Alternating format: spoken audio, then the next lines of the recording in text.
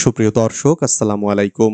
News 24 এর সকালের সংবাদে আপনাদেরকে স্বাগতম। প্রথমেই জানিয়ে দিচ্ছি সংবাদ শিরোনাম।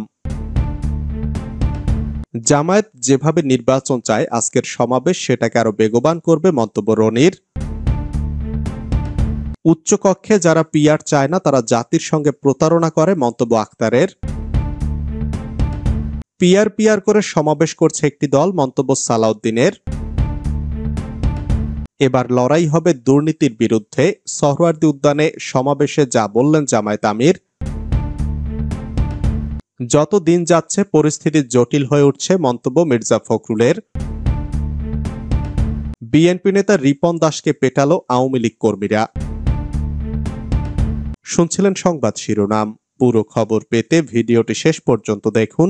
সর্বশেষ সংবাদ পেতে চ্যানেলটি সাবস্ক্রাইব করুন। এবার বিস্তারিত।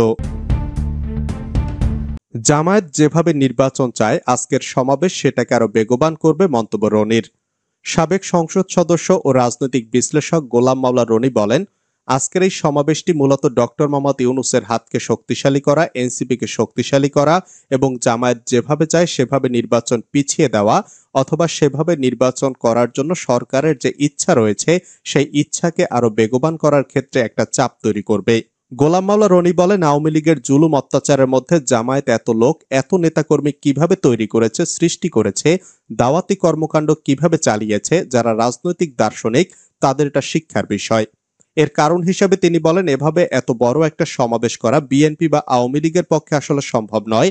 কারণ জামায়াতের নেতারা এখানে খাওয়ার আয়োজন করেনি, কর্মীদের বলেছে তারা যার যার বিবি বাচ্চাদের হাতে তৈরি করা খাবার নিয়ে এখানে এসেছেন।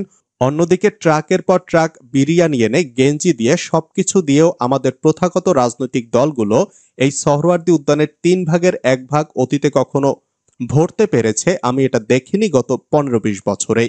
তিনি আরো বলেন, সেদিক থেকে জামায়াতের এই অনুষ্ঠানটিকে চ্যালেঞ্জ জানিয়ে বিএনপির রাগ হয়ে এরকম একটা বড় অনুষ্ঠান করবে বা তার চেয়ে বড় করবে, পুরো ঢাকাকে অচল করে দিয়ে একেবারে গাবতলী থেকে সায়দাবাদ পর্যন্ত লোকে লোকারণ্য করে ফেলবে এবং সকাল 8টা থেকে রাত 8টা পর্যন্ত এই অঞ্চল পুরো অচল থাকবে, এটা এখন সম্ভব নয়।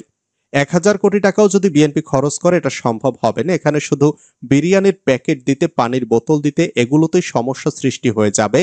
কে আগে স্লোগান দেবে, কে আগে আসবে, কে পরে আসবে, এগুলো নিয়ে সমস্যার সৃষ্টি হবে। কিন্তু জামায়াতের এই জিনিসগুলো বিকেল 4টা পর্যন্ত একটা টু শব্দ হয়নি। এই রাজনৈতিক বিশ্লেষক বলেন, এটা বিএনপিকে রীতিমতো একটা চাপের মধ্যে ফেলে দিয়েছে, যাকে বলে ডিমনিটাইজ ডিসেন্ট্রালাইজেশন। ডিমনিটাইজ মানে তারা যে সাদা সাদা বিভিন্ন জায়গাতে কালেকশন সিলেকশন করত, জামায়াতের শক্তিমত্তার পরে অনেকে এখন আর বিএনপির লোকদের পাত্তা দেবে না, চাঁদাও দেবে না।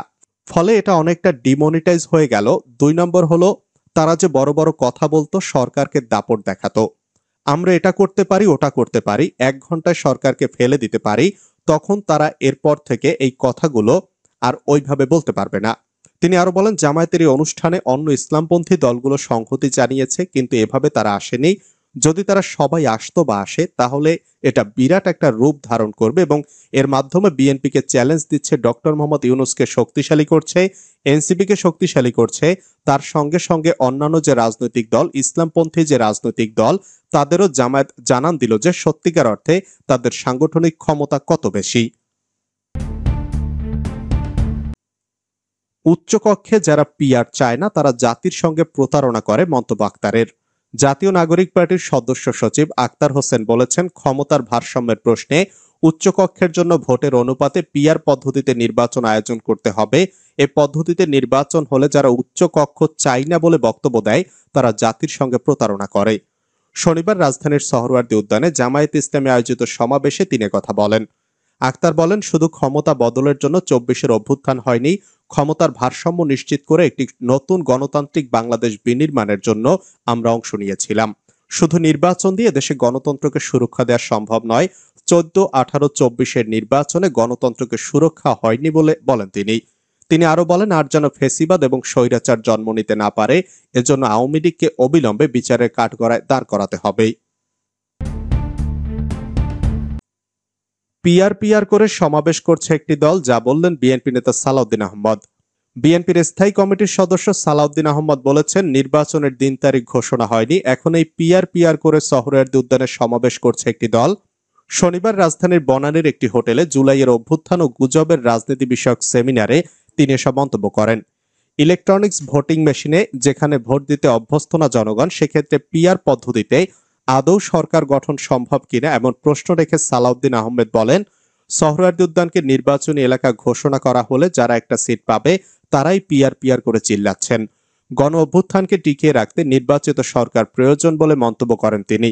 5ই আগস্টের আগে সবাই এক ছিলাম, এখন সবাই আলাদা হয়ে গেলাম। জামায়াত, বিএনপি, এনসিপি বিভক্ত হয়ে গেছে। এবার লড়াই হবে দুর্নীতির বিরুদ্ধে, সমাবেশে যা বললেন জামায়াত আমির। দুর্নীতির বিরুদ্ধে লড়াই করার ঘোষণা দিয়েছেন জামায়াত ইসলামীর আমির ডাক্তার শফিকুর রহমান। আজ বিকেলে রাজধানীর সোহরাওয়ার্দী উদ্যানে দলটির জাতীয় সমাবেশে তিনি এ ঘোষণা দেন। জামায়াত আমির বলেন, একটা লড়াই হয়েছে ফ্যাসিবাদের বিরুদ্ধে, আর একটা লড়াই হবে দুর্নীতির বিরুদ্ধে। দুর্নীতির মূল উদ্ঘাটন করার জন্য যা দরকার, আমরা তারুণ্য এবং যৌবনের শক্তিকে একত্রিত করে সেই লড়াইও বিজয় লাভ করব। সমাবেশে বক্তব্য রাখতে গিয়ে অসুস্থ হয়ে মঞ্চে পড়ে যান ডাক্তার শফিকুর রহমান। পরে কিছু সুস্থ হলে তিনি বসে বক্তব্য রাখেন। যত দিন যাচ্ছে পরিস্থিতি জটিল হয়ে উঠছে, মন্তব্য মির্জা ফখরুলের। যত দিন যাচ্ছে পরিস্থিতি জটিল হয়ে উঠছে বলে মনে করছেন বিএনপি মহাসচিব মির্জা ফখরুল ইসলাম আলমগীর। তিনি বলেছেন, ফ্যাসিস্ট শক্তি আবারও জোটবদ্ধ হচ্ছে, তারা ক্ষমতা ফিরে পাওয়ার চক্রান্ত করছে। এ পরিস্থিতিতে অন্তর্বর্তী সরকারের প্রতি দ্রুত নির্বাচনের ব্যবস্থা করার আহ্বান জানাই। শনিবার দুপুরে প্রেস ক্লাবে গণ অভ্যুত্থানের প্রত্যাশা ও দেশের গণতান্ত্রিক উত্তরণের পথ শীর্ষক আলোচনা সভায় এ কথা জানান তিনি। মির্জা ফখরুল বলেন, সংস্কার বিএনপি করেছে, প্রস্তাবও বিএনপি দিয়েছে, তাই অযথা বিলম্ব না করে রাজনৈতিক দলগুলোর সঙ্গে আলাপ আলোচনার মাধ্যমে সমস্যাগুলো চিহ্নিত করে দ্রুত নির্বাচনের ব্যবস্থা করুন। অনতিবিলম্বে নির্বাচন দিয়ে পরিস্থিতি ঠিক করার আহ্বান জানায় তিনি। বলেন, সুযোগ আমাদের সামনে এসেছে, হারিয়ে ফেললে অনেক বছর পিছিয়ে যাবে দেশ। প্রতিবার ছেলেরা প্রাণ দেবে, আন্দোলন হবে, তাই সুযোগ হাতছাড়া করা যাবে না। রাজনৈতিক দলগুলো প্রমাণ করেছে সবাই দেশকে ভালোবাসে, তাই তারা ফ্যাসিবাদ মুক্ত করেছে ত্যাগ স্বীকার করে। বিএনপি নেতা রিপন দাসকে পেটালো আওয়ামী লীগ কর্মীরা। নোয়াখালীর হাতিয়ায় রিপন চন্দ্র দাস নামে এক বিএনপি নেতার উপর হামলা চালিয়েছে আওয়ামী লীগ কর্মীরা। গুরুতর আহত অবস্থায় তাকে উদ্ধার করে উপজেলা স্বাস্থ্য কমপ্লেক্সে ভর্তি করেছেন স্থানীয়রা।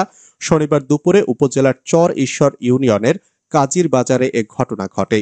আহত রিপন চর ঈশ্বর ইউনিয়ন বিএনপির সাবেক সাংগঠনিক সম্পাদক। তিনি বলেন, দুপুর 12:30টার দিকে উপজেলা সদর ওসখালী থেকে বাড়ি ফেরার পথে কাজীর বাজারে পৌঁছালে হঠাৎ তার মোটরসাইকেলের গতিরোধ করে কামাল মিস্ত্রি ও নবীর ডুবাইয়ের নেতৃত্বে আওয়ামী লীগের 15-20 জন কর্মী কোনো কিছু বুঝে ওঠার আগে রড শাবল করাতো হাতুড়ি দিয়ে বেধড়ক পেটায়।